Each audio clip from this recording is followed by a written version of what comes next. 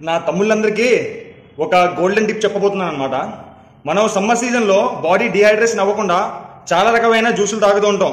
Example water melon juice అని, ఓకేనా, లేకపోతే లెమన్ వాటర్, నిమ్మకాయ నీరని, గ్లూకోజ్ వాటర్, ఇటువంటి తాగుతుంటాం. ఎందుకు? సమ్మర్ సీజన్లో బాడీ ఎక్కువగా డిహైడ్రేషన్ అయిపోద్ది కాబట్టి బాడీని హైడ్రేషన్గా ఉంచడానికి ఇవన్నీ తాగుతాం.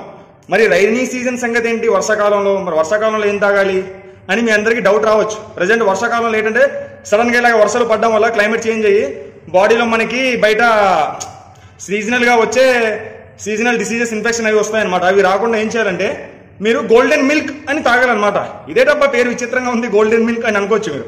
గోల్డెన్ మిల్క్ అంటే ఏం కాదు, మీరు ఏదైతే పాలు టీకి కాఫీకి యూజ్ చేస్తారో అదే పాలు అనమాట. నార్మల్ పాలులో కొద్దిగా చిన్న చిటికెటి టర్మరిక్ పౌడర్, పసుపు పౌడర్, అలాగే కొద్దిగా చిటికెటి చిన్నది సినమన్, తెలిసింది కదా, దాల్చిన చెక్క, దాని పౌడర్, కొద్దిగా ఒక స్పూన్ హనీ అనమాట. ఈ మూడు మిక్స్ చేసి పాలలో డైలీ, ఓకేనా, మార్నింగ్ మీరు టీ కాఫీ తాగుతారు కదా, ఆ టైంలో తాగండి. ఈ టీ కాఫీలు వదిలేసి రైనీ సీజన్లో ఈ వర్షాకాలంలో మొత్తం ఇది తాగండి. దీన్ని గోల్డెన్ మిల్క్ అని చెప్తారనమాట. ఇది తాగడం వల్ల బాడీలో టెంపరేచర్ మెయింటైన్ అవుద్ది. బయట ఎంత చల్లగా ఉన్నా సరే మీకు బాడీలో టెంపరేచర్ మెయింటైన్ అవుద్ది. అలాగే ఈ సీజనల్ వల్ల వస్తాయి కదా మనకి ఇన్ఫెక్షన్, జ్వరాలు ఇవి అవి, దగ్గు జలుబు ఇవే రావు అనమాట. ఓకేనా, ఇదందరూ పాటించండి. అలాగే అందరికీ షేర్ చేయండి, చాలా బెనిఫిట్ అనమాట. దీని పేరు గోల్డెన్ మిల్క్. మనకి కావాల్సింది turmeric powder, cinnamon powder and honey.